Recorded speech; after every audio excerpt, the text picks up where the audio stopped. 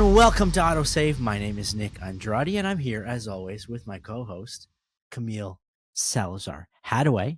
But today we have a special guest and our great friend of the show, Daniel Baptista of the Movie Podcast. Welcome, and thank you so much for joining us. I am delighted to be here. It only took like 100 episodes before I made an appearance. Yeah, It did. It's Nick's fault.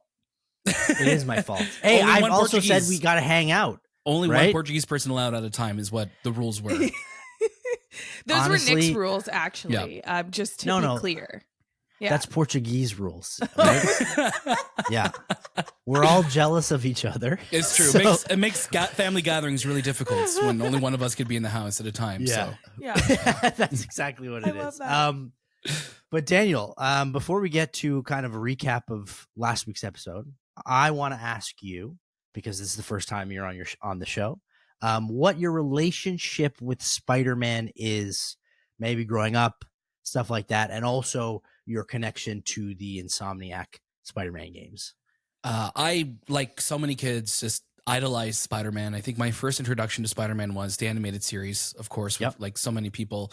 And then growing up from there, I think being the millennial child that I am, it's Tobey Maguire. It's that Sam Raimi trilogy that, you know, I remember like my first days of school always going in with like, okay, I have like my Spider-Man jacket, I have a Spider-Man t-shirt, I have a Spider-Man hat and backpack. Maybe I'm overdoing it, maybe I'm not, but it's like you have to come because you wore what you love, right? And Spider-Man has always been that character. And I think being, you know, talking about movies now for a living and being in such a renaissance of Spider-Man entertainment everywhere we go, it's great. It's great being a Spider-Man fan, and I think I adore the character and what you've seen so much in the last few years, especially with Spider-Verse, and you know, anyone can wear the mask. I think so many people see themselves in Spider-Man, and with the Insomniac games, I think going back to that E3 in 2016 and you know, hearing rumors that there was going to be a Spider-Man game, and it's like, oh, is it going to be Sucker Punch? What's the developer going to be?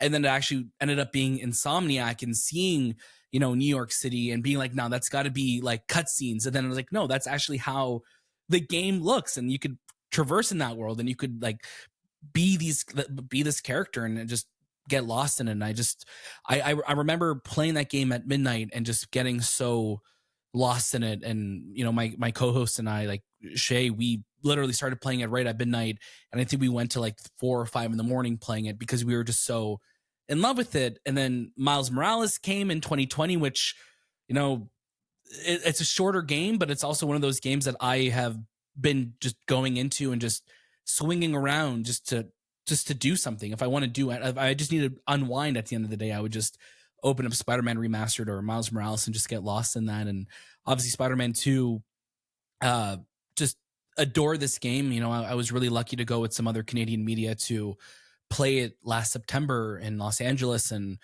just having the biggest imposter syndrome in the world, just being there and being like, wow, I get to play this game and give my thoughts and talk to the people behind it. And I think Insomniac is just such an incredible developer, and seeing what they're doing. And I don't know how they have been able to put out the games that they've been pumping out the last few years, with like between this and Ratchet and Remastered and Miles Morales and Wolverine coming. So it's just, they are, I think, incredible developers. And I've loved so much of what they've done with this character and introducing Miles and MJ and all this rogues gallery. So I'm just so on board with their vision, and I just can't wait to see where things go in the future. But yeah, I'm a big Spider-Man fan.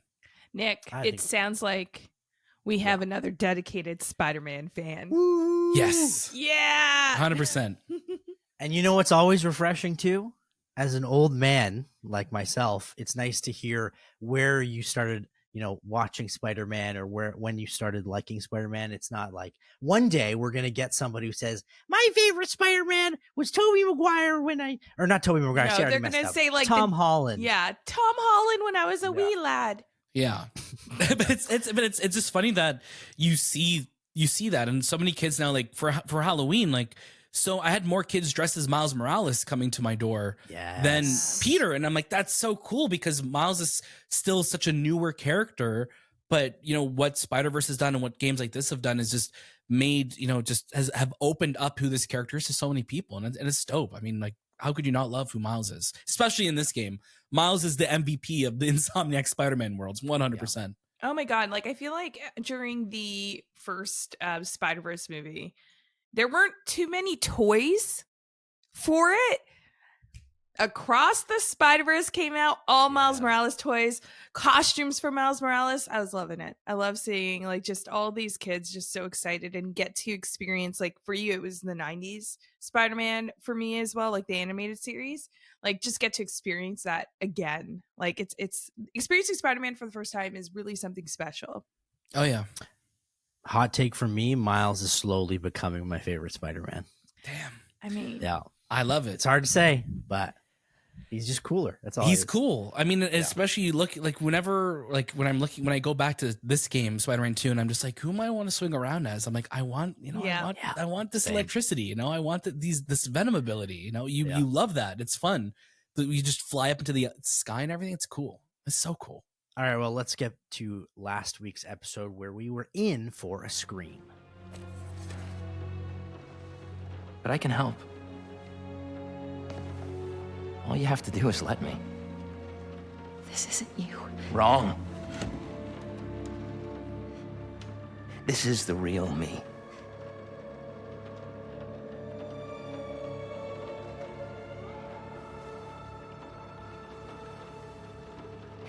I finally have the power to realize our vision. Are you giving up on me? Harry, we need to get that thing off you. Do not call us a thing.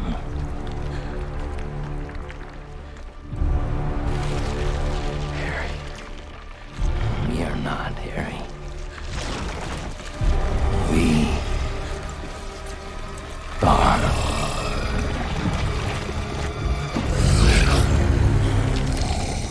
Harry showed up to Aunt May's house in a very intense scene, and they turned Mary Jane into the symbiote Scream. Pete's job for most of the mission was to try and get MJ to escape the clutches of the symbiote in a series of boss battles until you finally get her to safety. Meanwhile, Dr. Connors is still pretty concerned with Peter's well-being, even though the symbiote suit is off of him. Oh, and also MJ quits working with J. Jonah Jameson, and the city might be starting to get overrun by the symbiote. And that is where we start this week's episode with Peter about to leave Aunt May's house, and something is going on with City Hall. It's probably Venom. That's just a guess. But before we get into some gameplay, it's question of the day time. Cam, Dan, here you go for some Royal Rumble, almost-esque question of the day. It's a would you rather Spider-Man movie edition. All right. Okay. So we are going to have 3 rounds of 3 different characters or characters, many characters. And you're going to have to pick between them. So we're going to start with the Spider-Men themselves. Tobey Maguire, Andrew Garfield, and Tom Holland. But Tom Holland is in round 2. So round 1, who do you prefer? Tobey Maguire as Spider-Man or Andrew Garfield? And I know we all grew up with Tobey Maguire, but objectively speaking, who's the better Spider-Man? Danny, go first. It's, listen, I think they all bring such great merits to the character. And I know I am biased because Tobey was my first. But I do think Tobey, having been given more films to mature into this Spider-Man, I think I'm going to give it to Tobey Maguire. I also, I don't mind the organic webbing. So, if they had to fight each other, Andrew's eventually going to run out. Tobey, he can keep making that. That is true. All right, Cam, what do you think? You do have a point there with Andrew running out of the webbing, but that's also what makes it cool. Like, I am a Tobey fan, but I think with the Tobey universe of Spider-Man, he hasn't suffered a huge loss like Andrew Garfield did. Like, his love, he killed. So, like, I think that automatically just changes something in how he would go into battle. So I'm going to actually go with Andrew in this one. Okay. Wow. All right. Okay. So now Tom Holland versus, I guess for Dan, it's Tobey Maguire. And for Cam, it's Andrew Garfield. Who is your ultimate Spider-Man? Oh, man. Listen, I love Toby. I love Toby so much. But what we've been able to get, I think, with Tom Holland is pretty freaking remarkable. Like, this guy has teamed up with Avengers. He has saved the worlds multiple times. And especially where things are left now with No Way Home, with him just being someone that's everything's been taken from him, right? Nobody knows who this guy is. I think he is now the ultimate Spider-Man. He is someone who's could go out and be everything that a Spider-Man can be. And I'm going to give it to Tom. I think Tom we've gotten a lot of Tom. He's really showing who his character could be, and he, I think, embodies everything that Spider-Man should be. That's a really Love good that. one. But he hasn't faced his foe, the Green Goblin. Like, that is the ultimate foe. But neither is Andrew Garfield. So I would say... Wait, didn't he faced Green Goblin? Oh, yeah, he did, yeah. But I guess it wasn't his Green Goblin, Harry, right? Yeah, it was. Yeah. It's not. Yeah, that doesn't count. I blocked it from my memory. But ooh, you know what? I'm gonna go with Tom Holland just because he has Stark Industry tech at his disposal. He's gonna just out tech Andrew Garfield in this fight. Yeah. Andrew Garfield's Spider-Man, very smart, and but like I feel like you have Stark technology embedded in your suit. There's going to be some surprises there. I'm going with Tom Holland. Plus, because I think we'd be best friends in real life. Just saying. I don't know why, but maybe that's kind of creepy. But you're like, I just want to be best friends, Tom Yes. Holland. So was yours Toby for round 1 too? As pick, or who did you go with in round 1? Yeah. I'll be honest. I don't have as much connection with Tobey Maguire Spider-Man, even though I grew up with those movies. The animated series was always, my favorite compared to the actual movies, which is strange to say, but it would be a tough fight in round 1. But I'd probably go with Tobey. Well, animated Spider-Man would obviously take. Yeah, especially the way he walks too, with those broad shoulders. Yeah. Square Plus, face. he would just scream out, "Cat" or "MJ." All right, next is the love interest, and for the sake of time, I won't do rounds now. I'll just do it all together. This is MJ and Gwen Stacy, because MJ isn't technically in the Andrew Garfield saga. So we're gonna go Kristen Dunst as MJ, Emma Stone as Gwen Stacy, and Zendaya as MJ. Who you got? Zendaya Zendaya's great all the way, just because of the sarcasm, and she's not afraid to put Peter in his place. Yeah, she really came into her own. I think the last, especially in Far From Home and then No Way Home, she's phenomenal. But honestly, I think I may choose just to play devil's advocate to be different. I really like what Emma Stone did with her character. I think she had such a great relationship with Andrew Garfield. I mean, it helped that they were dating when they shot those films, but they're so wonderful together. They're so fun. And I believed that she was that character. And I'm like, I see you as you are Gwen Stacy when I look at you. So I think I'm going to go with her. I'm also going with Emma Stone because I think she's a generational actress, and she probably, if she didn't get her, neck snapped in Amazing Spider-Man 2, yeah, maybe. Oh, spoiler alert! By the way, if you haven't watched it, but maybe she would have. Spoiler alert! How many years has it been? It's been 84 years. You never know. Yeah, I know, legit. Okay. Lastly, is the movie villains. All right, and so I'm packing them all together here. Ooh. We have. And just to, refresh everyone's memory, the Tobey Maguire Spider-Man villains were Green Goblin, Doc Ock, Venom, Sandman, and James Franco Goblin, whatever he was called. The new Goblin, I think he was called. The Hobgoblin? Yeah, he is technically the Hobgoblin, but man, that suit looked horrendous. Well, yeah, it was a cool snowboard, though. Yeah, I guess he's supposed to be the Hobgoblin, but it just doesn't make sense. No, it doesn't. And again, if you remember, the Andrew Garfield Spider-Man enemies were Lizard, Electro, and the hairy Green Goblin. Oh. And then I guess it's not fair technically with Tom Holland because in No Way Home he had all the villains come. So yeah. I'm just going with Vulture and Mysterio, and then for the third villain here I'm going Thanos. So maybe that's overpowered, But That is so who'd you overpowered, pick? Nick. I know. I'm sorry. I'm gonna give it to Tom Holland Spider-Man's films for his villains, just because I think they established so many characters in Homecoming, and they really established him as a street level hero in that film, which I really love. Friendly neighborhood Spider-Man. But I also love Jake Gyllenhaal as Mysterio. I think he is so cool, and that whole Mysterio fight is one of the coolest, I think, villain fights I've ever seen in a film. And that's literally like Steve Ditko, Jack Kirby pages coming to life for me. So I'm going to go with Tom Holland's. I mean, yeah. I mean, Jake Gyllenhaal as Mysterio, and Mysterio's such a hard villain to do in a live action sense.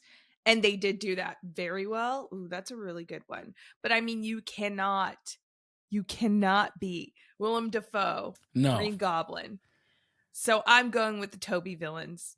Just so great. And that mask, just when he's staring into the mask talking to Green Goblin as Norman Osborn, and just his laugh is so maniacal. I mean, he could take all these villains down. Oh my god, he can, yeah. And I just think of him in No Way Home, and he's like, Norman's on sabbatical, honey. Yeah. I was like, oh my god, he's terrifying. He's so good.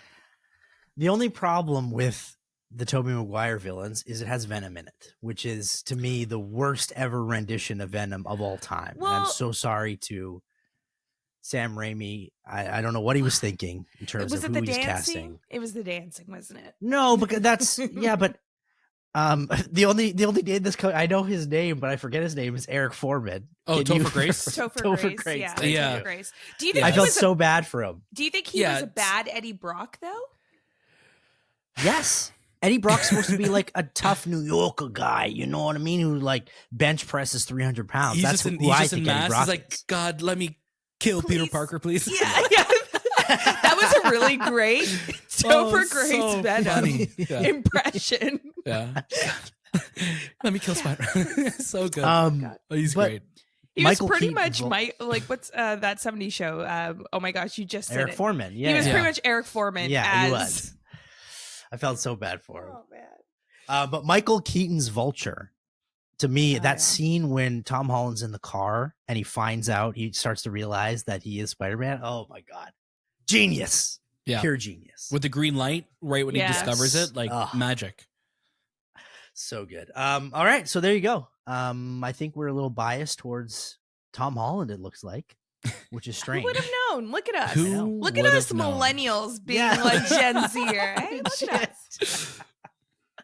Well, that's how it should be. We're still fun and cool, all right, people? Just so you know.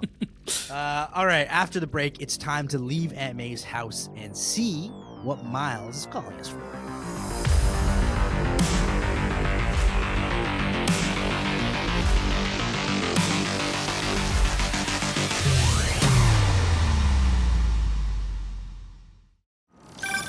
Hey, can you get my text? City Hall is bad, man. Head in there now. Yeah, sorry. Things got complicated. I'll be there soon. Do you think this is Harry? It has to be. I just saw him in Queens. He turned MJ into one of those symbiotes, but worse. What? She's okay. She broke out of it. Luckily, faster than I did. Connors thinks I had the suit on too long, and now some of it is left inside of me. You really meant it when you said things were complicated. One thing at a time. See you soon, Miles. I hear that. See you. Reminds me, I owe someone else a call. Peter? Hey, Ms. Morales. You, make it home safe? I was just, I wanted to make sure. We're fine. We're fine. And Peter, we're fine, too. But next time, answer my calls. Trust me. I'll be on my best behavior. You'd better be. Now go help my son. So, like I said in the last segment, something is going on at City Hall, but also Peter mentions to Miles that Connors told him that he had the symbiote suit maybe for too long and there might be some complications because of it. Plus, the most important thing, Peter apologizes to Rio Morales. We have to mention to you, Daniel, this has been a theme throughout our podcast so far. We think that Peter has been a dick in this game. even without the symbiote suit. Do you agree? Oh yeah, 100%. He neglecting Miles. He's being a big meanie to people. Yeah, no, I think that this moment, especially when Rio's just like, listen, like we're okay too, but like get your shit together. Yeah, I love that. She's just like, yeah, we're fine. Because, you would think she'd be really motherly about it. Like, oh, don't worry about it. I understand. We all have bad times. She's like, no, like, but never do it again or else I will kill you. Yeah, seriously. But yeah, Peter has been is a little off his game this game, like of who we want Peter to be. And I think Miles is very patient in this game with him. But Miles, like I said at the beginning, I think Miles is such an MVP of this in this world because he's been, he has Peter's back through and through, which is great. Well, let's head over to City Hall, and the symbiotes have taken over. It's completely covered in symbiote slime. I'm not necessarily sure what it's called. Webs? I don't know what it is.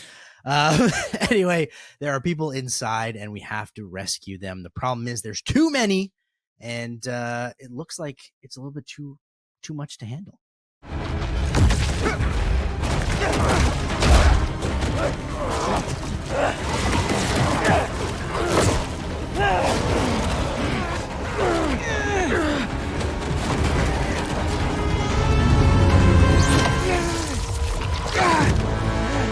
What are you doing here? Are you all right? Spider-Man! He said there was still some of this thing inside him. I see. I think I can clear it out of him. But only if I go to the source. I'm going in with you.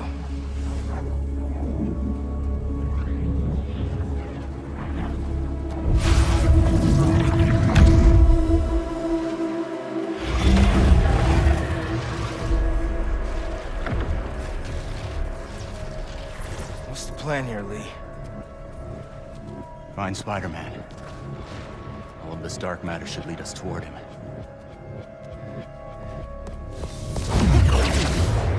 Oh, so Peter is tweaking out because it looks like the symbiote has lingered a little bit too long inside him, and Lee manages to get inside Peter's mind with Miles.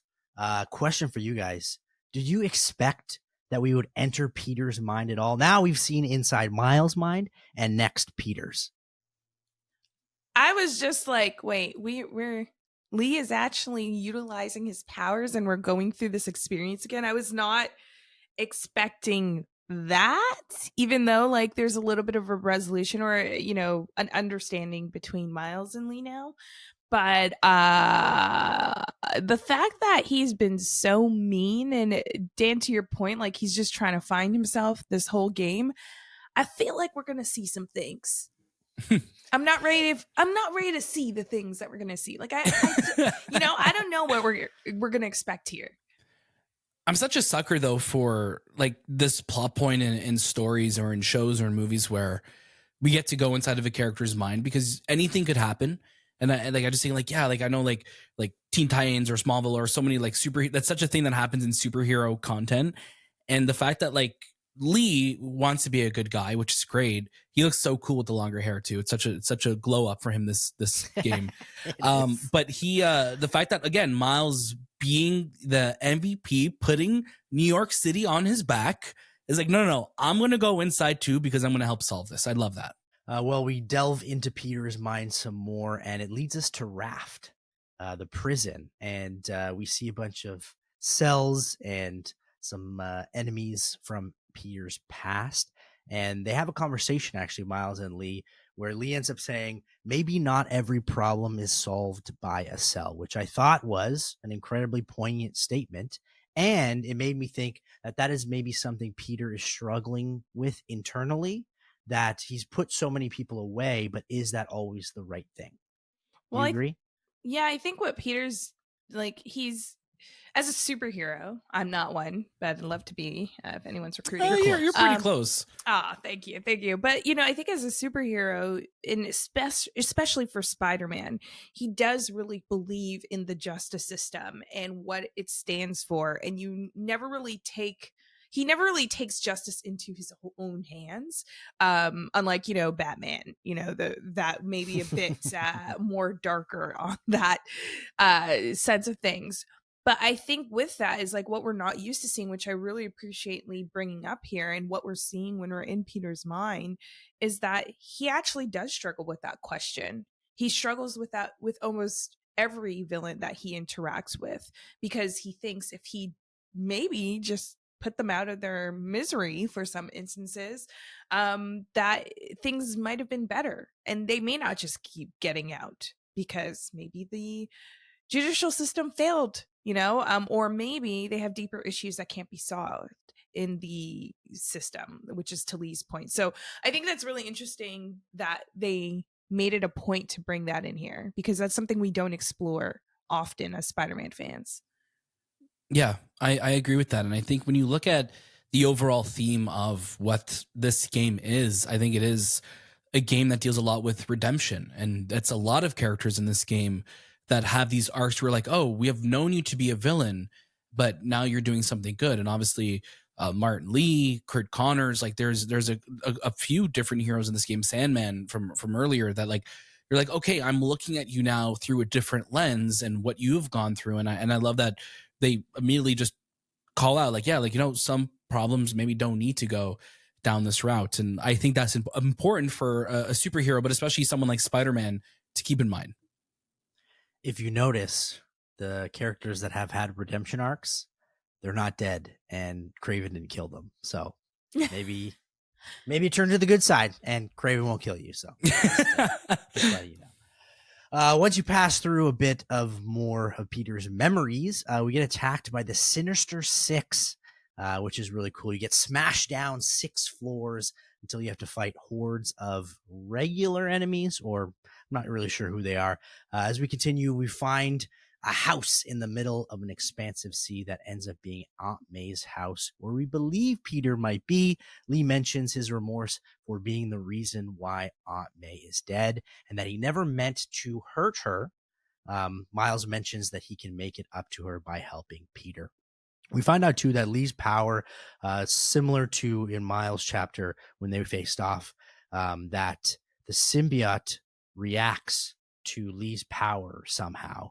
Why do you think that is? It seems like the symbiote doesn't like his power. Is that because it's almost like not a mind control thing, but seems to have some sort of mind connection, and that's why the symbiote fears Lee's power? Maybe that's a little too bad. I don't really know what the answer is. I was asking you guys. If you no, it's interesting though, right? Because I think we're also seeing Lee's powers very, evolved from when we saw them in the first Spider-Man game. Yeah. So I think the fact that he can manipulate that, I think Venom or the symbiote, knowing that there's something else that could challenge it and fight it differently, because the symbiote knows like, okay, in a physical fight, it will be able to hopefully win that. But now that it's going a little bit deeper, I think that's where it's scared now. Yeah, I mean, like, I don't even know how to fully explain Mr. Negative's powers. Yeah, like, I don't really understand them. Like, because he heals things, but then he also corrupts things. Yes. He's like the negative of everything. Like, I don't like, right? Dude, be positive, man. Positive affirmations will help you in life, dude. So like, isn't that, you just have this idiot that's just so like, I don't get it, but it happens.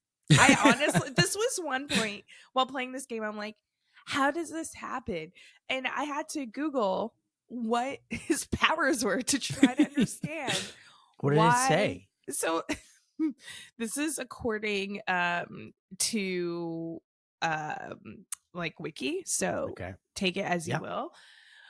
But his powers include healing, mind controlling others through corruption, and charging regular weapons with his energy. So that's something.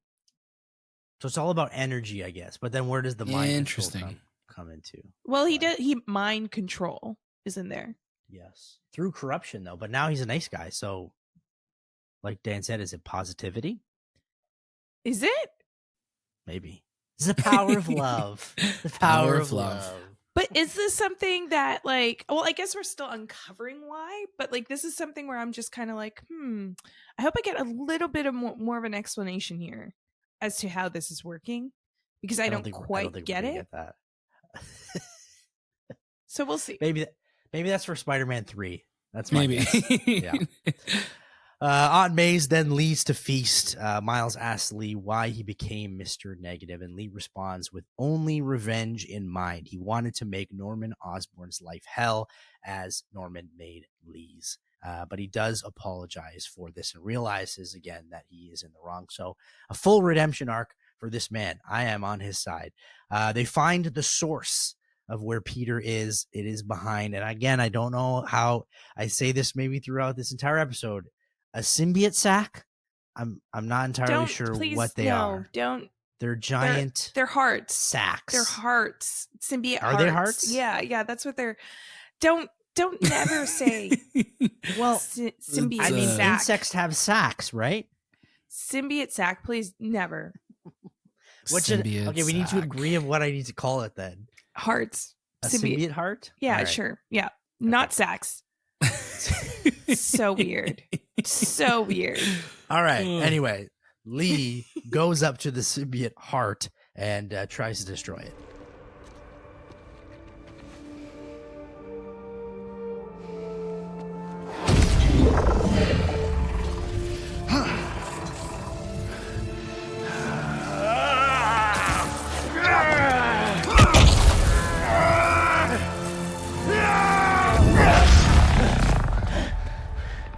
No. There has to be another way. Maybe. We have one more option. If I can transfer all of my power into the symbiote, I think that could neutralize it. And free Peter.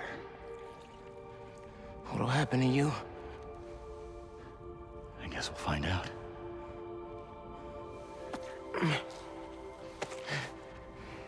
Well, if this is my last chance to say anything to you,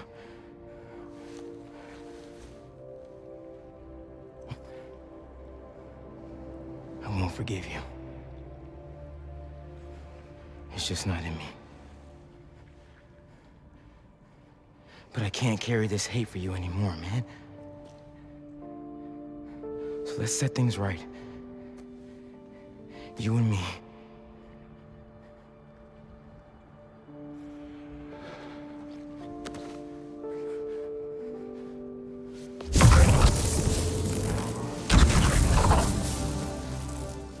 Ready? Not gonna lie, I got teary-eyed many times watching this. I think I've watched the clip like 3 times, and I played it. It gets me every time. Just Miles taking off his mask, looking Lee in the eyes, man to man, and saying he doesn't forgive him, but he knows he needs to work with him, and he wants to no longer have that hate for him in his heart. So for me, seeing Miles grow before our very eyes in this game has been incredible. Just to see the anger that he had at the beginning of the game to now, he's grown up so much. It really is. Again, it's a testament to the incredible writing of Insomniac, where you have Miles, who started off as just a small character in the first game, to really introducing him later on in that game to, being someone who's like quintessential to who Peter is going to be, and then getting his own game until now. What a fully fleshed out character he is. And we talk about redemption arcs. Him overcoming that is what makes him, I think, almost like the superior Spider-Man at this point, right? Because Peter, who's let the symbiote, kind of take over him, Miles could have just as easily let hate guide who he is. And for him to actually be working with the person who's responsible for killing his father and joining him for the greater good, I'm like, that's crazy. And it's such a great moment. Like you guys, I was watching just holding back tears, because it is such an incredible moment.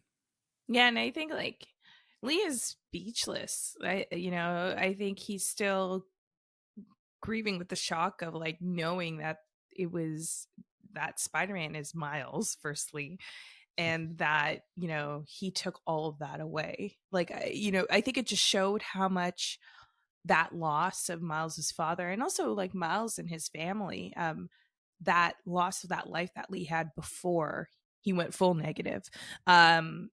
It really has impacted him, I think, to make this change, hopefully for the better, and to redeem himself, to get his redemption story as well.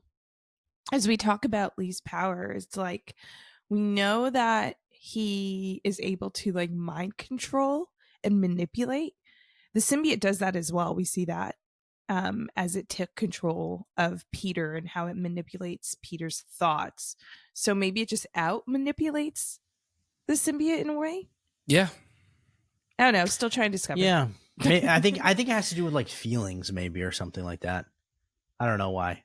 Like Mr. Negative can control the way your mind, the symbiote can't. Or maybe, or maybe he's able to see like into like, because he's able to see really clearly into people's minds. He's just able to fully see through the symbiote. So it like has no effect. It can't manipulate him. I don't know. We need some Cole's notes from Insomniac. That'd be good. Please. But apart from the sentimental, teary-eyed scene here, we also get a really cool instance where Miles now has a new power called Galvanize, which basically completely destroys enemies, as Miles ends up taking on hordes of enemies and symbiotes as Lee continues to try to break open the source, the symbiote heart. Once Miles is done with the enemies, he joins Lee for one final push.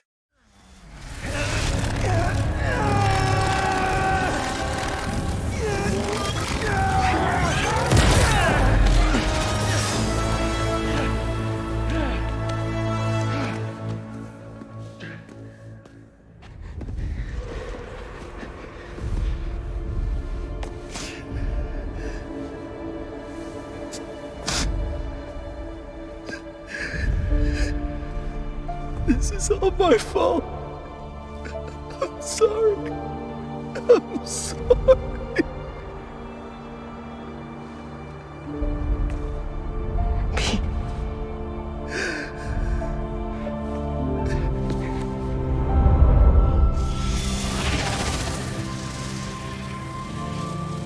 We did it. Come on, Spider-Man. Miles? Spider-Man! Spider-Man, wake up!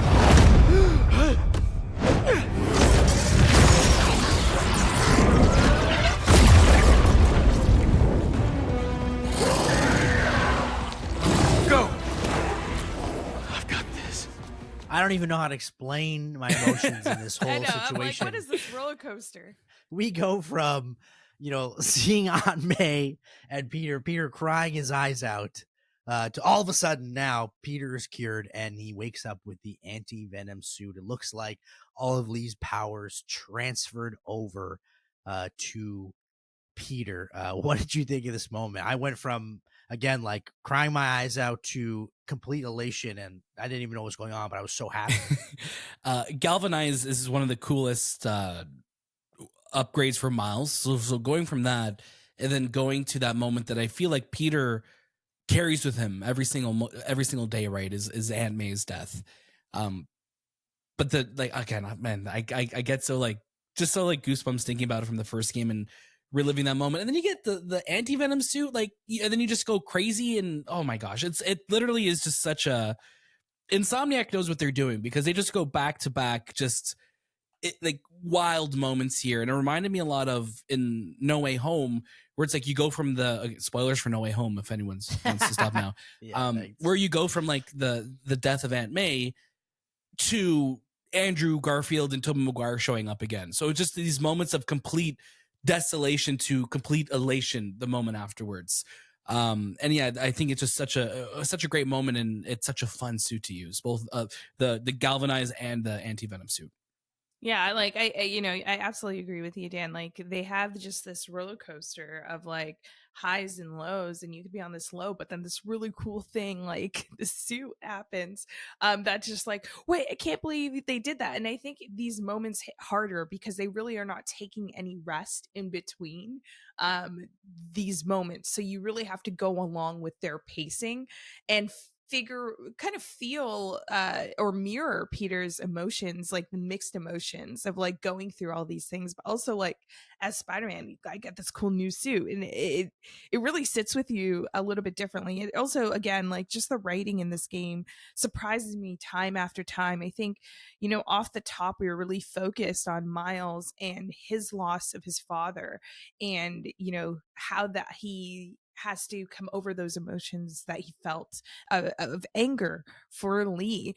And Peter was that guiding voice throughout. But he was just really being strong for Miles while also struggling with the trauma of Aunt May being gone every single day, also because of Lee, but not trying to show that for Miles. And the game could have showed us that, like in a, it could have been just a conversation to himself. But Insomniac said, no, we want to hold that back. So then when that point of discovery for the fans, going into Pete's mind and seeing what he's truly struggling with, that is still a problem, even though he is the more experienced Spider-Man, it just hits harder. And you realize that Miles and Peter have so much more in common in this moment than I think Miles even realized while he was struggling with his feelings of anger towards Lee. I think he felt that he was on his own, and Peter really didn't understand, partially because Peter was kind of being a jerk. But it really just makes that moment of them being spider pals even more touching. Well, it does. So I don't know about you guys, but when I found the Anti-Venom suit, as a casual comic fan who loves everything Marvel, DC, watches almost everything, I would say I'm a fan, but I don't read the comics at all. I know nothing about Anti-Venom suits. I found out that almost every character has an Anti-Venom suit. Yeah. But did you guys have any prior knowledge to the suit? The show, right? Is it would in be the show? Yeah, the animated series had it I don't pop even up. remember. There's so many things in that Wow. series that happen. Like they fit like a It whole all story comes arc from in there. 5 minutes. Yeah. And you're just like, how they wrap up this story in 2 seconds? But yeah, that's my only experience with that. I know in like there's a comic book run that like Eddie Brock gets it because Martin Lee, same thing. It's like Martin Lee's like, because he cured him from cancer, Martin Lee like the white blood cells are what made it go white. So that's kind of where that comes from, which makes sense too. But yeah, it's cool. Like, I mean, a white Spider-Man suit looks dope. That's usually what I rock when I'm with Miles too. In Miles Morales' game, he had like the white tracksuit, and I'm like, that looks so cool. It looks so dope. I think I used this suit too for the rest of the game. I don't think I switched it off, which is hard because I really love the Venomized suit. Yeah, the black suit, classic black suit is always the best. Okay, though, once we take care of the enemies, we have a scene with Lee as he says his goodbyes. I'm going to dive deeper into this conversation in segment 3 because I think it's something that we need to have a chat about. So instead, Miles and Peter shakes hands for helping, saving his life, and it's on to the next mission. Any sign of Harry? Not yet. Ran into a speed bump. I think Miles just saved my life. What? What happened? There was symbiote left inside of me. It started taking over, but Martin Lee gave me his power. It feels different. Like the voices are gone, but the power is still there. That's incredible. And Pete, just wanted to let you know, I got my byline pulled off that article. And gave my landlord notice. Does that mean? It means the world is gonna get turned into an alien wasteland. There's no one I'd rather be gooed up with than you. Aw, the feeling's mutual. Keep an eye out for Harry. I'll let you know if I hear anything. I really like this moment because sometimes you need a kick in the pants to realize like the good things you have in your life. And I feel like Peter maybe was forgetting that, and maybe MJ as well, because she's going to move in with him now. And obviously, he profusely apologized to her, but it kind of, I guess she was screaming as well. So it kind of put their perspectives of their relationship in a different light, which is nice to see. It is nice to see. And I also think it's either right before this or it might be right after this moment where Peter just thanks Miles as well. Again, he's like, Miles, like after all of like after all this, like thank you. Like what more could Peter say at this point? Because Miles keeps saving his ass. But like what it's such a great moment. I think Peter, again, like you said, Nick, it's that moment where he's realizing what he had, what he can lose, and it's an awesome moment. Also, just at this point, like just move out of New York City. It's not safe. It is not safe to live there. There's goo everywhere. It's not good. And what Cam always says, what is high? Huh? Oh yeah! Rates. Oh my gosh, the interest rates. Do you see that bill? Man is laid on. Oh my gosh, you looked at me like I was saying someone's high, like smoking a. I did. I was like, wait, it's the fumes from like... all of the symbiotes. They've definitely given off some fumes. Yeah, I was like, what's high in New York? The buildings? I have no idea. But yes, the interest rate is very, very. Yes, so. Get out of there. Can't afford it. Get out of there. You can't afford it. But yeah, it's great to see MJ and Pete have this conversation again. And like it's kind of like the full conversation I think they wanted to have after last episode, but just things happening at City Hall didn't allow them to have that conversation. So it's a nice conclusion. Dr. Connors then calls Peter, and it sounds like Harry is in his, well, I don't know why I said office, in his lab. So we have to get there real quick.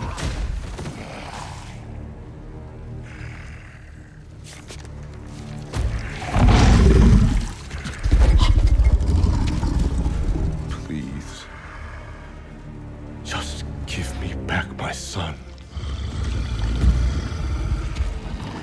We are your son.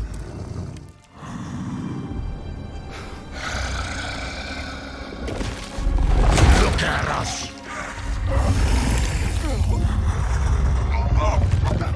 We are healthy, strong. This is what you wanted, isn't it? Stop, Harry! We can help you!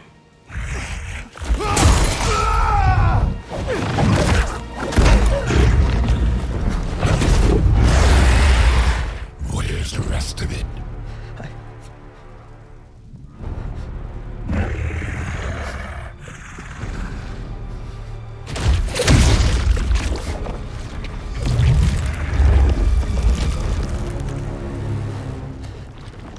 Please don't.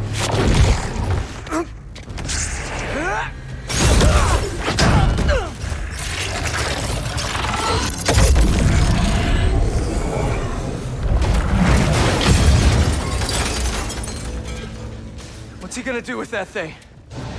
I think we're about to find out. You need to know. Harry's gone. Host and symbiote are perfectly fused. I'll find a way to save him. You can't. But you can still stop the symbiote. How? By killing the host.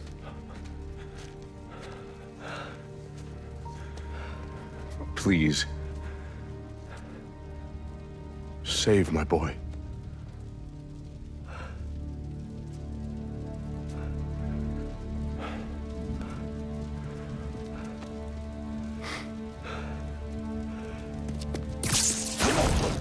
So Norman wants his son back, but it looks like he is too far gone. Venom takes the symbiote / null meteorite and leaves. Connors tells Peter that Harry's mind is long gone, like I said, and can't be saved. And the only way to deal with Harry is to, unfortunately, kill him. But Norman Osborn asks Spider-Man to save his son. He nods, which is probably not good. I think it's a recipe for disaster, especially with Norman Osborn, because we know the history. Yeah. And if you tell Norman something and you can't deliver, he's probably going to come after you. Technically, he didn't tell him. He just nodded yeah. in silence. But I get what you're saying, and I think the nod was a little too much, Pete. But can we just also give props up to Tony Todd for that? Like every time I hear Venom's voice, Perfection. I'm just like, it is done so well. Like I said, I've been watching the 90s animated series. Venom talks a lot. I forgot about how much he talks. but just the slow pacing and like the confidence and conviction in his voice. Like Tony Todd does this voice so well. It's so menacing. Like we are your son. Like like oh my gosh, I can't get over how perfect his voice is, how perfect he looks. I remember when we spoke to Jacinda Chu, who is like the art director for the game, she's like, yeah, we really wanted to make Venom like have like lips. I'm like, Venom has lips? But I'm like, yeah, he does. And like, it's so perfect. Like this design of Venom, I think this iteration of Venom is probably my all-time favorite out of any Spider-Man medium. I think they nailed it with his performance in this and just who this character is. I have to look this up. Insomniac Venom lips? Well, animated series Venom. Oh, has in lips the too. Animated series. Yes, I remember that specifically. Yeah. Oh my God. I just Googled it. Don't Google it. Don't Google Venom lips. Insomniac Venom lips. It's literally rosy lips on Venom. Oh, really? Like someone just placed it on there. Yeah. But no, I see the lips. Oh, that's really cool. Yeah. Okay, sorry. I saying lips constantly has grossed me out. I know. Anyway. Stop it. Let's go back to saying lips, sacks. Yeah. Oh gosh. This is PG-13 episode. Next, we see the whole city is starting to turn into a breathing, living symbiote, and it's not looking good for the Spider-Men. The fire chief calls Peter to say the symbiotes are taking over the city, which come on, buddy. Clearly, we know that. We see everything that's happening here. Thanks, fire chief. No brainer. So it's he's just trying to be really helpful because he's been such a jerk to everyone. Yeah, Spider-Man, I think there's something's going on in the city. Like, yeah, dude. No kidding. Can you help us out? All right, sure. Do you think they just wait there at like the fire hall? Even the police just like, you know what? Give it like 15 minutes. Yeah. Spider-Man's got it. You know? Spider-Man doesn't show up, then we'll go. We'll slide down the pole. You know, we'll get there. Yeah, so he was just checking. He was like, "Hey, you on vacation still?" Or, That's a good point. They probably like I'm saying places like it's real, but you know these cities that have heroes, they're probably all super lazy. Yeah, I thought you meant New York City. I'm like, Nick, New York City is a real place, dude. Well, no, I meant like Earth 616. Okay, that's what I meant. Right. Yeah, but you know what? They probably do have like in their handbooks instead of like immediate response. It's like wait 15 minutes. Spider-Man doesn't show up, then you make your move. They probably save. Let's talk about this, okay? The economy of New York. You're paying high for these interest rates, but city services are probably pulling back their costs because they're waiting on these superheroes for emergency response. They're pocketing that money for sure. Where's the taxpayer dollars going? It's not in the interest rates. Plus, you know what? There's probably a lot of tourism just to see Spider-Man. Probably. Where's the money going? I guess they got to repair the city though a lot. I think that's the only thing I could say. If that's them, Yeah. I don't even know how long that takes anyway, but maybe that's for another day. Once you deal with all of that, helping some civilians, you meet up with Miles.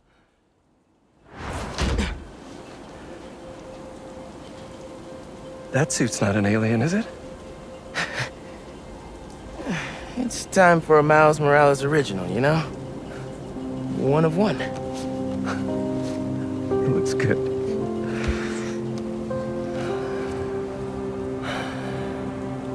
What happened, man? Harry got the meteorite. I couldn't stop him. Connor said we can't save him, so we have to... I can't lose him, Miles. I can't do this again. I saw May when I was in your head. It's not your fault, Pete. She wanted to save you. To save all of us. She never thought about herself. Even when she was struggling to breathe.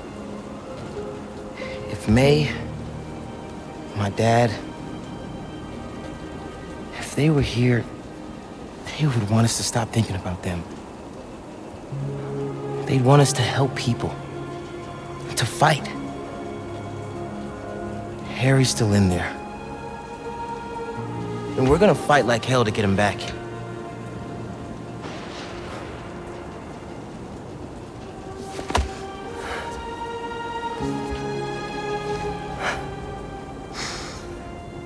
Call the play, coach.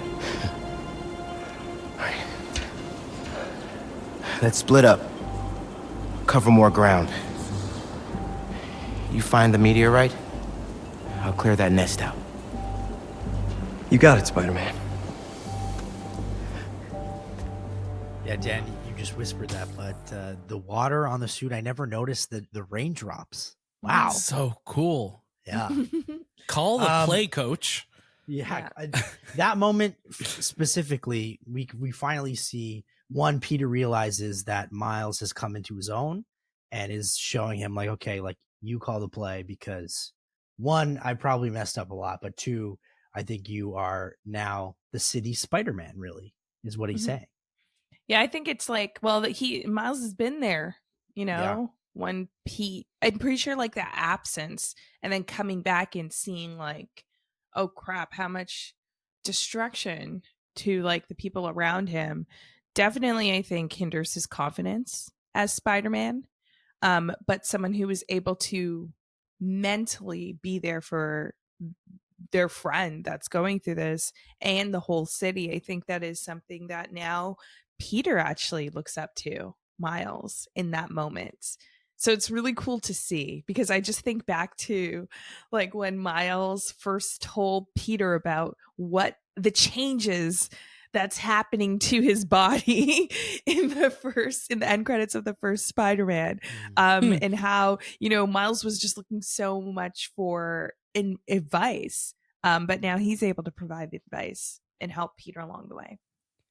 How do you guys feel about his new suit? That was the question I was going to ask because it has gotten so much hate online. To me, when I played it, I really liked the suit. Again, Miles made it, so I thought like, okay, this is pretty cool. And it's got the hood, it's glowing. Yeah, he's got the Adidas deal. He got his hair can come out, which I really liked as well. I don't know why it's getting so much hate online. There's so many memes about people just pressing pause right away and changing the suit right away. And I honestly, awful. I don't get it because I really enjoyed the suit. Do you guys agree or disagree? I never minded it. I'll be honest, like I didn't mind it too much. Whenever I use that suit, it wasn't that color variation. I switched it, I think, to the white one because it looked really cool. I think it was like white and pink. But yeah, I mean, it's just an option. So I mean, like people will take something and run with it and meme it to death. But like, I didn't think it was that terrible. Like I'm like, oh, this is cool looking. This is different. It fits within the world of this game. But I think the only thing that took me a little while to get used to is the fact that it's like not a full like mask. Like it is cut off at the top. So, but yeah, I don't know. I thought it was cool looking. How does it stay up there? I don't know, but I thought that was the coolest part. Like I like that it wasn't a full mask. I think what caught me off guard. Okay, so usually I use this. Let's back up. Usually I use like Miles's original suit in the start of the game, just because I thought like that's cool. That's the suit that like stirred him off, But it was the green, the aquamarine. I don't know. I think it was like too much of a pop of color. For me. I didn't try any of the other color variations because I was like, when he was making it, I'm like, good for you. Like, that's a really cool montage. And then I saw it in this cutscene and I was like, huh. And then I swung like maybe 5 blocks and I pressed pause and switched back to my Spider-Verse suit. I don't know like why. It's just something about it. Just didn't. But I do like that it's the colors. If they just change those blue colors, like so it wasn't like so much of a pop. Like even with the white and the black one, I think it's a nod to the Gwen Stacy Spider-Man with the pink. But like it's all of those versions has that really distracting pop of color. I don't think it's that bad. Yeah. it's just it doesn't seem cohesive to me. Like from what we know, a spider suit. I got you. Also, Miles, when did you have time to do this, man? There's literally New York is covered in symbiote sludge. Like, what's going on? Yeah, I like sludge. Sludge was the right He answer. needs to take a rest. He needs to sleep. He needs to feel good. A little TLC hasn't hurt anyone. I think that's the problem. He literally doesn't want to rest. That's the whole issue with a lot of the game, where he doesn't even want to hang out with Haley. So, whatever. The first plan of action now with this suit that Cam hates is destroying the breeding sacks, because they are breeding sacks that are, I guess, are causing the symbiotes to spread all over the city. While he's doing this and attacking a bunch of other symbiote creatures, he hears Venom's voice call to him while he's doing this, trying to basically recruit him, which is pretty creepy. Pete and I, we're gonna save you from this. Haley? What are you showing me? Please, join us.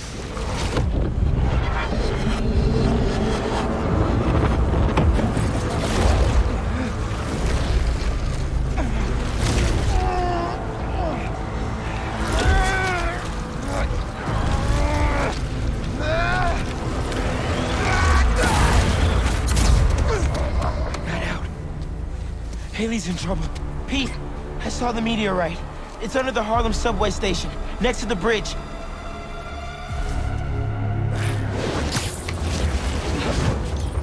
Heading there now! Wait for me though, man. Harry, he's after you. I have to go help Haley, but just wait, all right? Whoa, back up! What happened? I got sucked into the hive mind. Saw this vision of the meteorite underground. But I've got a bad feeling. You think Harry's there? Serious, Pete. Just give me 10 minutes. You cannot do this alone. Right. Call me when you're done. Sorry, Miles, but I can't waste any time. All right, so two things here. I'll get to that. I know you're shaking your head, Cam. I'll get to that in a second. But Miles somehow gets into the symbiote hive mind, breaks out of it. But as you can tell from this scene, you kind of understand how Venom and how the symbiote works. It kind of uses your fears, your insecurities against you in a way to control you by almost consoling you, where it's telling you that things will be okay if you do this, if you do that. And so you kind of like lead towards that because it's almost like helping you, thinking that you're doing the right thing. So I kind of understand how it kind of burrows inside you, because we got a sneak peek of it a little bit. Yeah, it's like, it's like that weighted blanket. Like I always just that just wraps you up all cozy, and you're like, "Aw, in the scary world, everything will be okay thanks to, Venom and what Venom is doing or the symbiote's doing." I just think back to when it tucked Peter in for a good night's rest, like that is the feeling it's trying to give everyone. It's kind of crazy though, like how it's just able to instantly tap in to everyone you care about, and show, like visually show you things. Because like, do you think those are, again, the fears that we're seeing, or do you think it's happening in real time because the symbiote's everywhere in the city? It could see what's happening. Oh, that's possible too. I didn't even think about that. Yeah, that's a good point. I feel like I always interpret it as like it's showing you what you don't want, like what your fear, but like you never know. The symbiote is everywhere, so. Yeah. You definitely do that. Well, see, that's what. But see, it's doing the same thing to me, because I'm like, yeah, it's just showing us that it's like your worst fears. Damn. But then I'm like, oh, but it is everywhere. So it has Camille now. It's taken her. No. It's trying to take me. It's trying the sacks have you. No. Also, Peter, why are you 100% doing a 180, becoming a jabroni again, and just being like, no, I'm sorry, Miles. I'll wait for you, dude. Psych. Like, no. That pissed me off, because he's been on the apology tour for the last 2 hours of this game. And the minute his friend is in danger, he's like, sorry, Miles, I'm not going to stick to your... Like, he literally said 2 minutes ago, what's the plan, coach? And now he's saying, sorry, Miles. Got it. No, I don't care that your friend is in danger, bro. I don't care. You just tried to prove a point and you broke it right away. Screw you. I am so anti-Peter. No anti-Venom. I'm anti-Peter. Damn, you got to get an anti-Peter suit. You're wearing your anti-Peter suit right now. Anti-Peter suit. Well, it's not even like 2 minutes ago with that pep talk. It's like literally a second ago. You just said, all right, Miles. Then hung up. Peter is so two-faced in this. Yeah. Like, what is going on? I thought the symbiote suit like is gone. I thought we destroyed it. Come on, man. I told you. let's get Rio Morales to call him. Okay, I know, right? He's gonna Like, say just something. like, I saw you go 180. Pete, Yeah, you know, Peter Parker decisions, man. PPD. PPD. PPD has You don't not want to been know good. what PPD would do. Don't ask. It's probably the wrong decision. The wrong thing.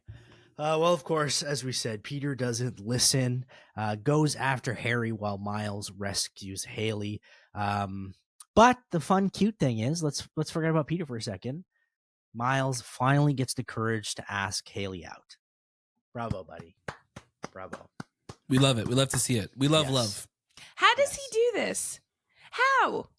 The city's like literally. Oh, come on. Let him have it. I get it. Well, you know what? Yes. The city, it kind of looks like everything is lost. So it's probably like he thought like nothing to lose. Yeah, Might as nothing well to just lose. Go for it. It reminds we me may a all little bit just of die tomorrow. Yeah, it reminds me of I think it's the third Pirates of the Caribbean film where like Will and oh my god, why am I Elizabeth get like married while like there's these giant ship battles happening. Like, guys, bigger picture right now. But hey, shout out for you for remembering a scene from that movie. It always I always think listen, Pirates of the Caribbean always on my mind.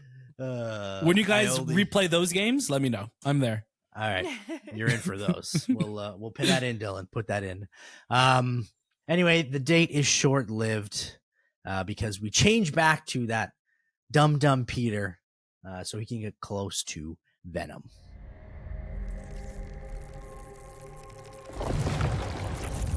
Miles, I'm not seeing a rock. No? Hold on, I'm nearly to you. Thanks for coming, Pete. We want to show you something.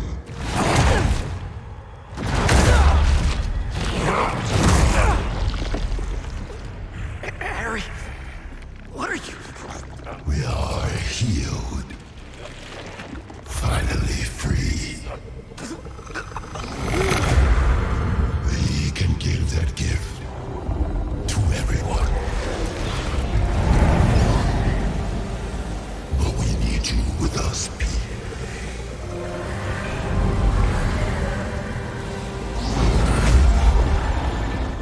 Heal the world together.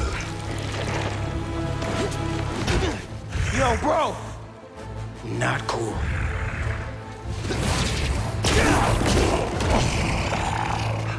We can't stay here.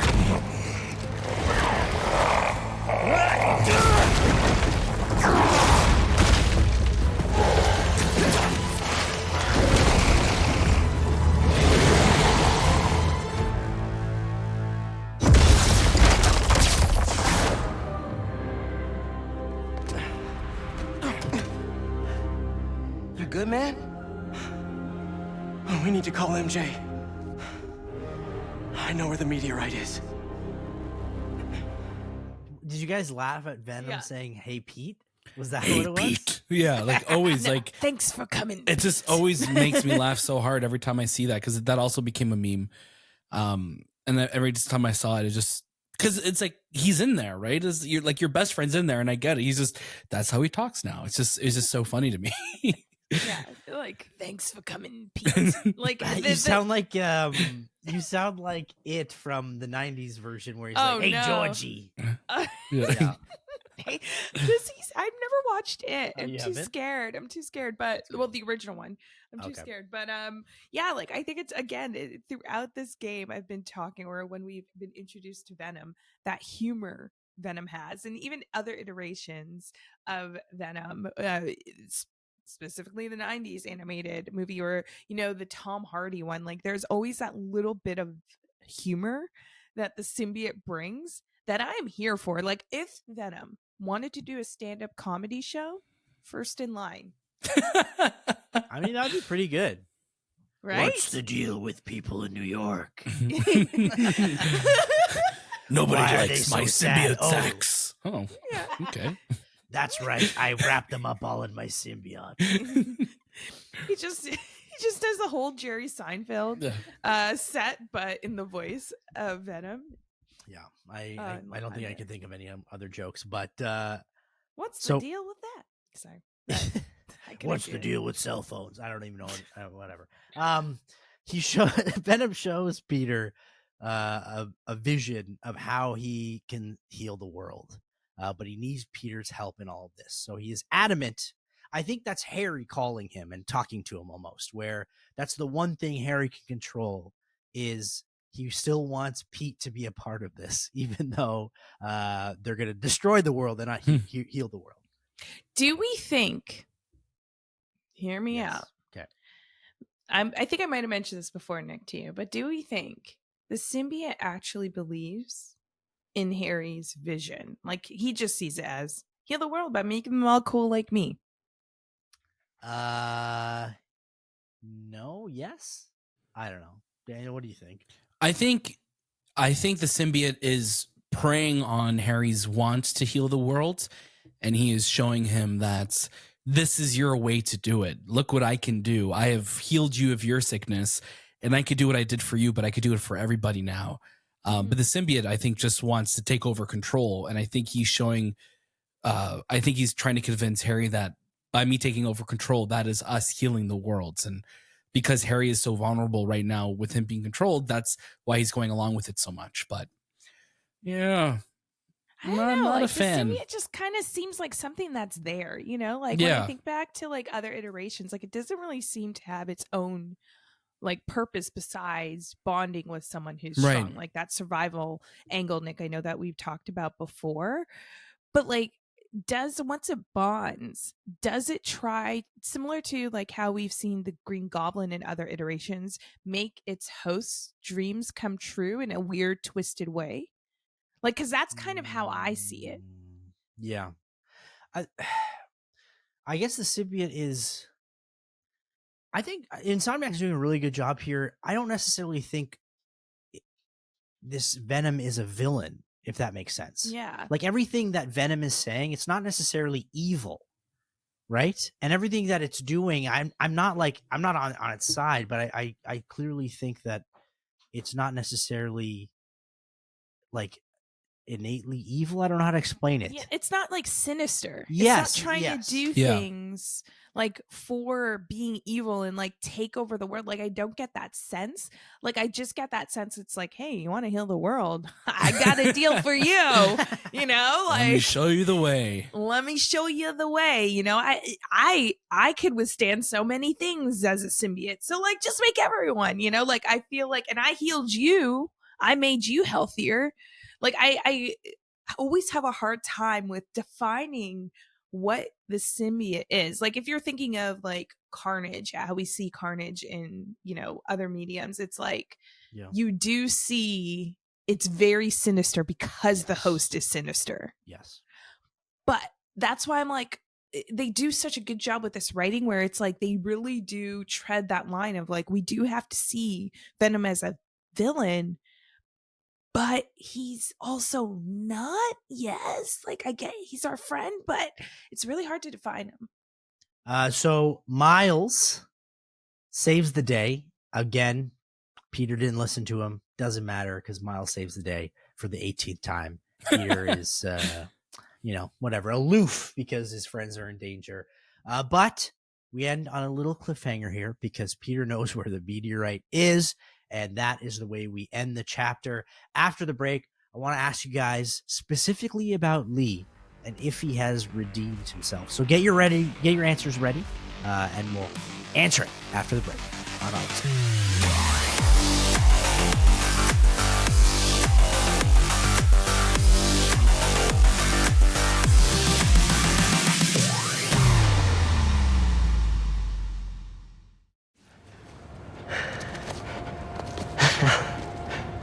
I thought we lost you. Guess I should thank you.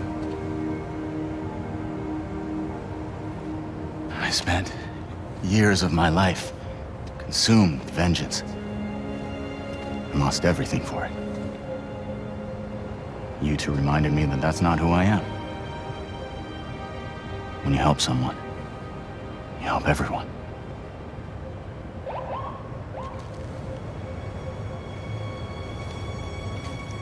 Where are you gonna go?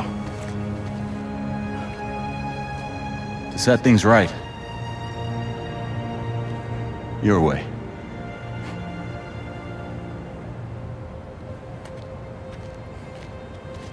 Wow. Reforming your greatest enemy. Can't say I've ever done that. Maybe MJ was right.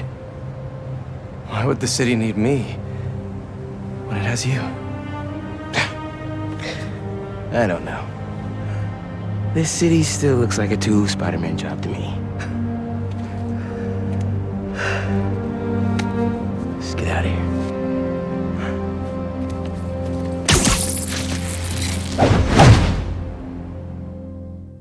Complete lies, Miles. It's not a 2 Spider-Man job, okay? Because you've had to clean up Peter's messes all game long, Eddie. All right. I specifically outlined this clip because, as Cam knows, I am a sucker for good guy stories. Every game I play, I'm always the good guy. I never stray to the dark side. I'm never the villain. I feel always guilty about it. But there's nothing I love more than a redeemed villain. And Lee takes it the extra mile because not only does he completely redeem himself, in my opinion, he also turns himself back in. I'm incredibly in awe. And I laughed when the Spider-Man asked, like, so what are you going to do now, Lee? Like, he's going to, like, go off into the sunset? But no, he starts walking towards a cop car.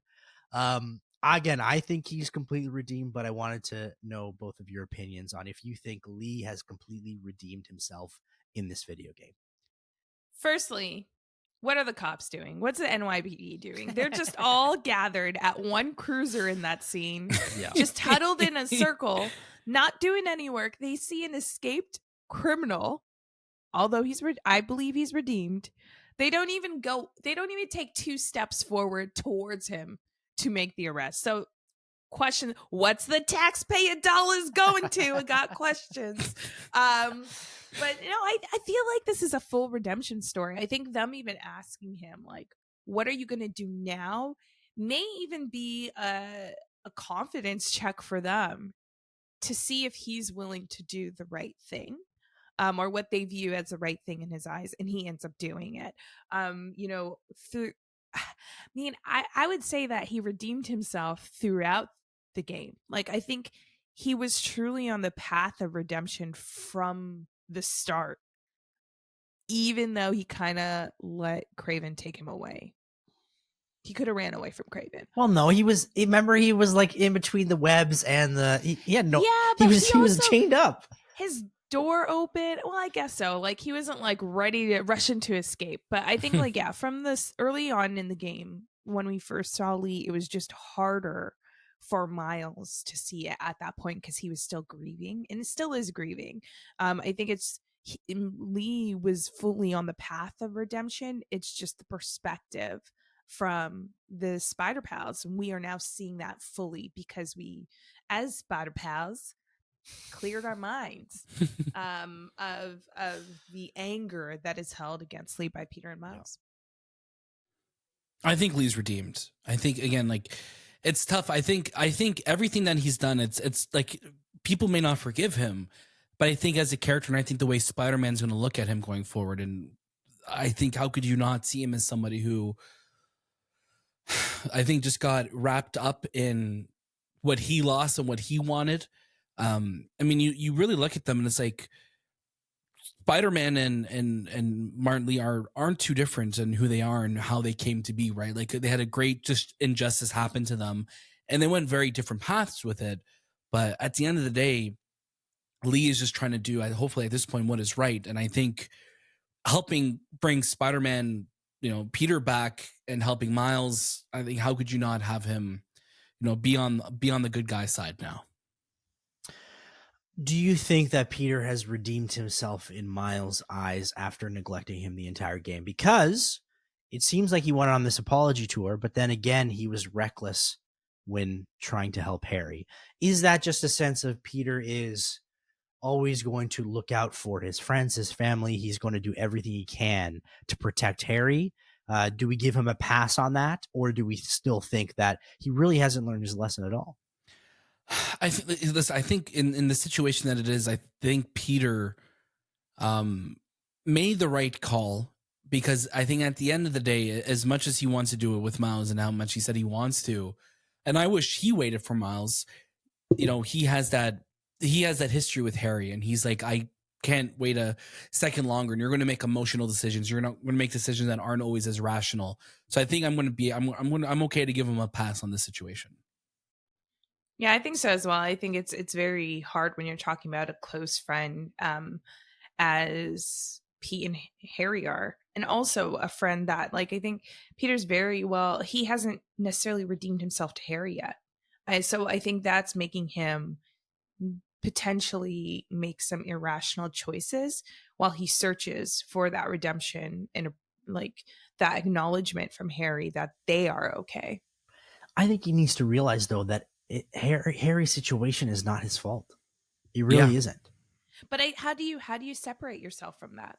Like, I don't think you can, but like when you like, it's even goes before, and yeah, I was totally, and still I am totally on the side, like, it is not his fault, because like you could even say without Peter getting the symbiote, like this could have still happened to Harry, right? Yeah. So, but I think because Pete did end up playing, you know, a hand in that by neglecting him while Peter had the symbiote, it pushed Harry further and further away and more desperate. I think it's hard for Peter to separate himself from pushing him in the other direction. So it's tough. My thing is here, and I know we're still on the topic of Harry, but Lee now knows both Spider-Man's identities. Dangerous. Which, I mean, yes, but he is fully redeemed, you know, so I don't think he's going to share that information. He also doesn't have powers anymore. So yeah, but this to me is like where things start to really get exciting as a Spider-Man fan. When villains or ex-villains start to find out Spider-Man's like identity, you get those moments that you were talking about, Nick, at the top of the show, where you're just like, you know, when Tom Holland in that car with Vulture, it's like you get those tense moments as Peter Parker. So I'm hoping we get some of that. If not in this game, the next one. I mean, if you live in Queens, though, you probably know Peter's identity as well, because if you're his next door neighbor, you keep seeing Peter run in and then run out as Spider-Man. Venom was there. Like, whatever's going on in this house, they need to keep it on lock, because if you're just a neighbor peering out the window, you're like, what the fuck is going on? Yeah, that's so actually the real secret. That's what we need to really investigate. How is Peter and Miles keeping things a secret from their neighbors? There's so many nosy neighbors out there. Is that Men in Black? What is it called? That thing that erases their memory. Eraser thing. Yeah. Okay, one more here, which is Peter was saved by Miles, even though he was pretty deep into it with the symbiote suit. Do you think that gives him extra motivation that he believes Harry can actually be saved, even though Dr. Connors, who is the scientific, you know, person in this, probably knows that, again, he is so far gone? Is that naive of Peter to think that he can rescue Harry? Because I understand his want, but if that's even possible, and does that end up hurting you in the process even more? I think I asked too many questions here, but what do you think about Peter being naive of wanting to save Venom, or is it actually smart?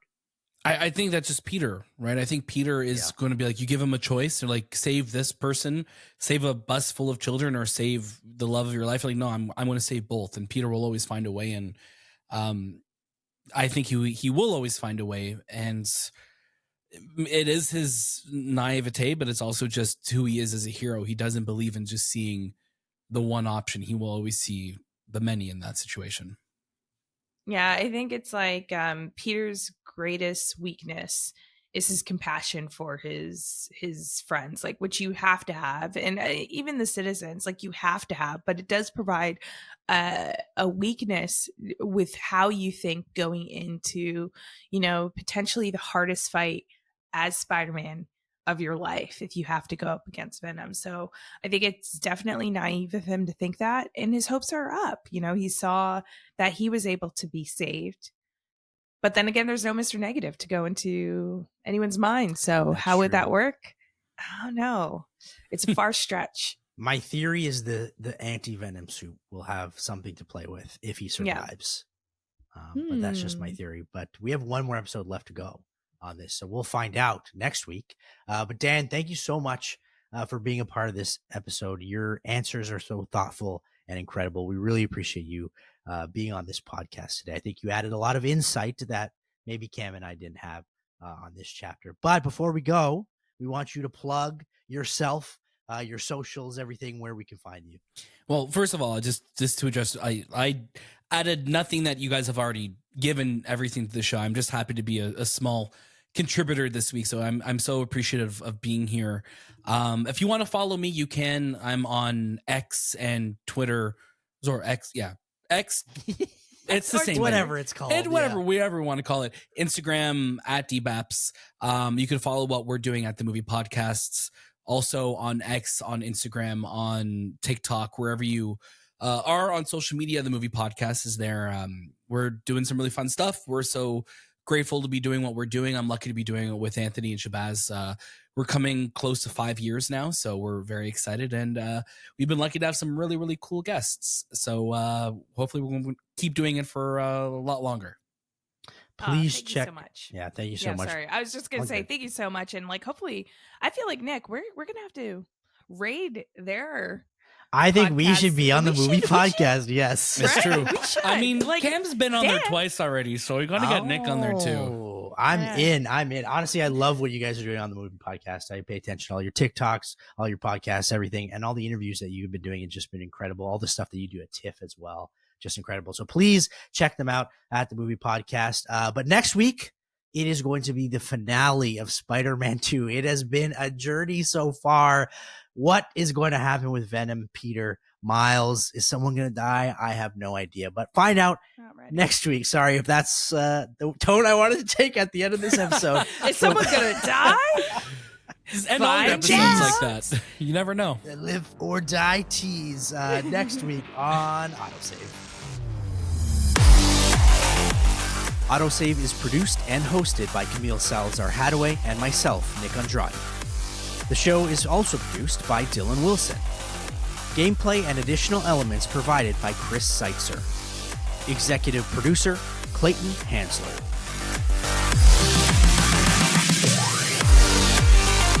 You can follow the show at AutoSave Podcast on Twitter and AutoSave Pod on Instagram, YouTube, and Twitch. You can subscribe to the show wherever you're listening to it right now, and if it happens to be Apple Podcasts, kindly leave us a rating and review, but only if it's good. AutoSave is a Soda original, hosted on the Soda Podcast Network.